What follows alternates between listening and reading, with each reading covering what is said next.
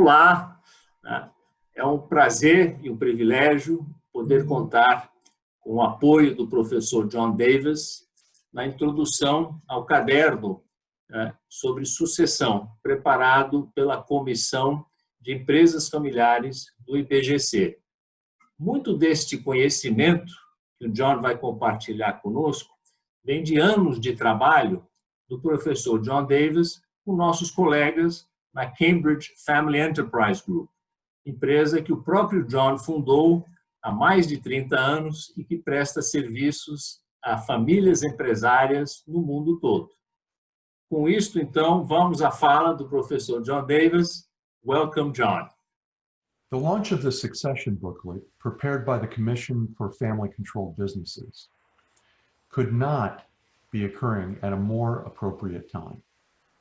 We observed in this pandemic, but even leading up to this pandemic, how important the succession topic is today. The business world has changed dramatically since the advent of the 21st century. Accelerating changes in technology, increased globalization, we'll see where that goes in the next few years, changes in consumer preferences, all are very apparent today. And also in society, families themselves and enterprising families are becoming much more diverse and geographically spread out. Finally, we see that disruptions are occurring much more frequently, creating what is now called a VUCA world, one that is volatile, uncertain, complex, and ambiguous. The environment needs to be understood. First of all, the future is foggier. Family business leaders now need to ponder, will we still be in the same business when our next succession transition needs to happen? Family companies that are sound today operating in particular businesses may not be able to be successful in those same industries in 5 or 10 years. For successors, this fogginess or uncertainty about the future means that the standard route to a leadership position in the family company, working one's way up through the ranks, it risks becoming a dead end for the successor. The rising generation of millennials are also far more invested in entrepreneurship and noticeably less invested in the traditional businesses of their families. How does a family company attract a family successor in these conditions? Next, generational expectations around succession transitions have become increasingly misaligned. The assumptions about senior and junior generation members for when a leadership transition should occur are now increasingly at odds. Current leaders are enjoying longer lifespans and longer career spans. As a result, in most cases, they are postponing retirement. They still feel fit. They still enjoy being in the game. At the same time, the younger generations, generations X and Y, want to assume positions of leadership at younger ages than we've ever seen before.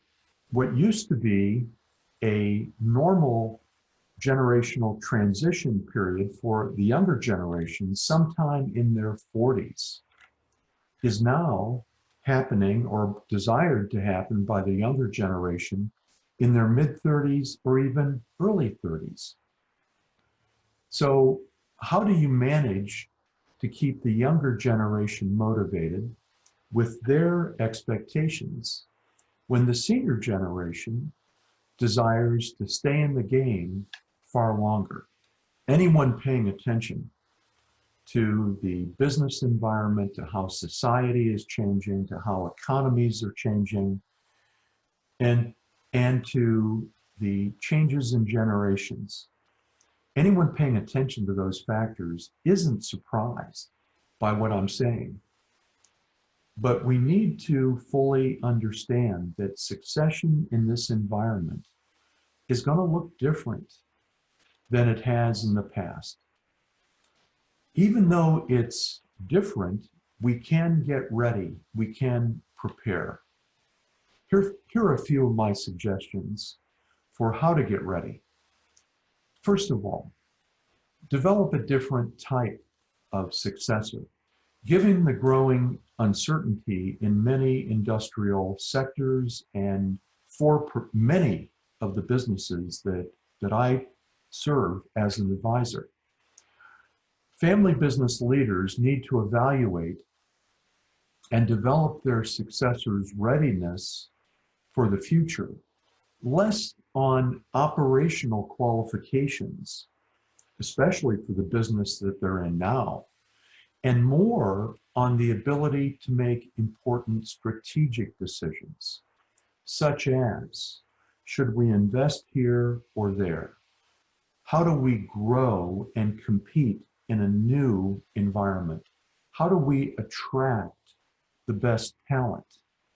These kinds of more strategic decisions will become increasingly relevant and important for family companies in the future. Leaders must also think much more like owners as opposed to operators. They need to periodically rise above their operating concerns and consider where to make the best bets of capital, people, and time. If you're not looking for a successor who's capable to think this way and make these kinds of important choices, you're not looking for the right profile for your successor. Also, recognize that entrepreneurship isn't everything. And I'm speaking now mostly to the next generation who couch many of their career choices and decisions around, how do I become an entrepreneur? Look, entrepreneurship is a valuable activity and can help prepare the next generation, teaching the next generation the value of a market perspective, how to innovate, how to scale, how to finance growth, and how to build good management and employee teams. Very useful for those things, but for the next generation in the family business, becoming an entrepreneur alone doesn't necessarily prepare you to lead and own a family business. Knowing how to build on the success of others, how to grow an existing organization is as important as knowing how to start something new. Finally, be realistic about the timing of succession. The transition needs to happen at a time to ensure that the momentum in the company is strong. This is the primary driver of useful succession transitions. You need to initiate a change in leadership when the next generation is ready to lead. Now, that's more than just wanting to lead. We have to be realistic about, is the next generation capable of leadership, including making very important key decisions? Now, making sure that the next generation is ready to lead is much more important than when the current leader is ready to leave or depart. When the current leader is ready to leave or depart has historically driven succession transitions, sometimes much to the frustration of next generation members. But today it's got to shift. Current CEOs have to be prepared to step down and transition leadership at the right time, even if they're at the peak of their abilities. Why? Because the momentum of the company requires it. If you wait too long and the next generation of family, and even the next generation of non-family, don't get their turn at driving the company and making big decisions, especially today, they become less engaged. And we can't afford to let that happen. But I recognize that stepping down when you still are very capable at the game of business, it's an individual sacrifice, but it's one that is critical to the momentum of the organization you've been building.